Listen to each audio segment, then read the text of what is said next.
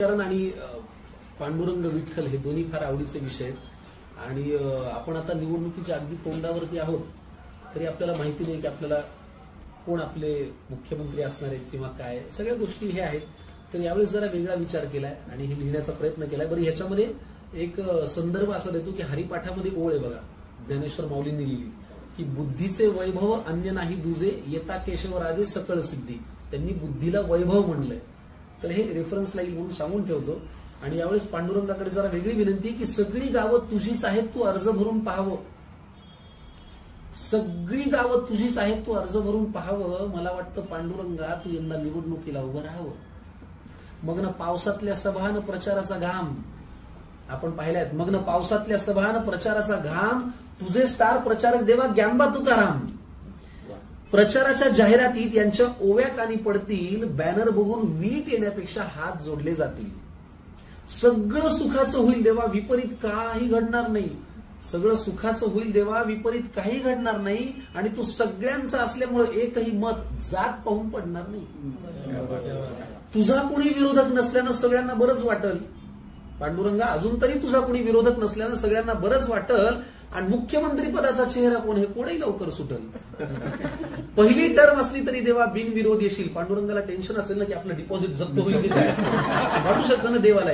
पहिली टर्म असली तरी देवा बिनविरोध येशील. आणि दुसरं म्हणजे भल्या भल्यांना तुझ्या मंत्रिमंडळात घेशील. सगळ्यात पहिला मोठा निर्णय पांडुरंगा असा घे, कायद्यासोबत गृह खातं छत्रपती शिवाजी महाराजांना दे. मग काय टाप कुणाची देवा, कोण कायदा हातात घेईल. अरे एका नजरेत अख्खा महाराष्ट्र सुतासारखा सरळ होईल. लाडक्या भावांवरच समान प्रेम, जिचा आदर्श म्हणून पाहावं. आपल्याला वेगळा शब्द ऐकायची सवय, हा वेगळा आहे. लाडक्या भावांवरच समान प्रेम, जिचा आदर्श म्हणून पाहावं. त्या मुक्ताईकडे महिला व बालविकास हे खातं जावं. साक्षरतेचे तर विठ्ठला काय दिवस येतील. बुद्धीला वैभव म्हणणारे आमचे ज्ञानदेव शिक्षण मंत्री होतील. अरे पाणी ज्यांच्या गाथेला तारून स्वतः खाली बुडलं, जे सदेह आले स्वर्ग आणि तू दार उघडलं, त्या तुकोबांच्या हाती दे पुन्हा हिशेबाच्या वह्या. आणि अर्थमंत्री म्हणून ताबडतोब घे त्यांच्या सह्या. एकदम झाला आवाज हो, लखलख वीज कडाडली. एवढं बोलल्यानंतर काहीतरी तर व्हायला पाहिजेच होतं ना.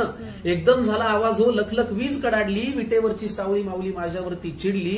काय लावली केव्हापासून तुझी ही बडबड आहे. हे सगळं होणं आता अशक्य आणि अवघड आहे.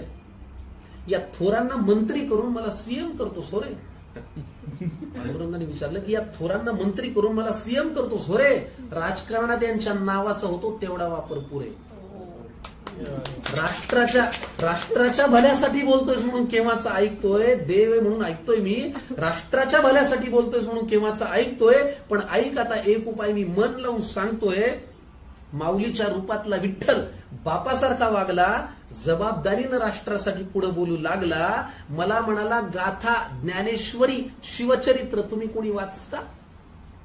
मला म्हणाला गाथा ज्ञानेश्वरी शिवचरित्र तुम्ही कोणी वाचता. मग कसं काय रे त्या जयंत्यांना तुम्ही डीजे लावून नाचता. या सगळ्यांना तुम्ही सोयीनुसार जातीमध्ये वाटलं, डोक्यावरती घेतलं पण डोक्यात नाही घातलं. ज्यांची ज्यांची नावं आपण घेतो या सगळ्यांना तुम्ही सोयीनुसार जातीमध्ये वाटलं, डोक्यावरती घेतलं, डोक्यात नाही घातलं. अरे प्रत्येकात तुका शिवाजी जर विचारांचा घेतला वसा, प्रत्येकात तुका शिवाजी आहे जर विचारांचा घेतला वसा, सुराज्यासाठीच काम करा मग कुणी खुर्चीत बसा. प्रत्येकात तुका शिवाजी जर विचारांचा घेतला वसा, सुराज्यासाठीच काम करा मग कुणी खुर्चीत बसा. आणि कर्तृत्वाची वेळ आहे आता, नको नुसती बडबड. मतदान झाल्यानंतर बोंबाबोंब नको. कर्तृत्वाची वेळ आहे आता, नको नुसती बडबड. आधी मतदानाला वारी समजून तू घराबाहेर पड.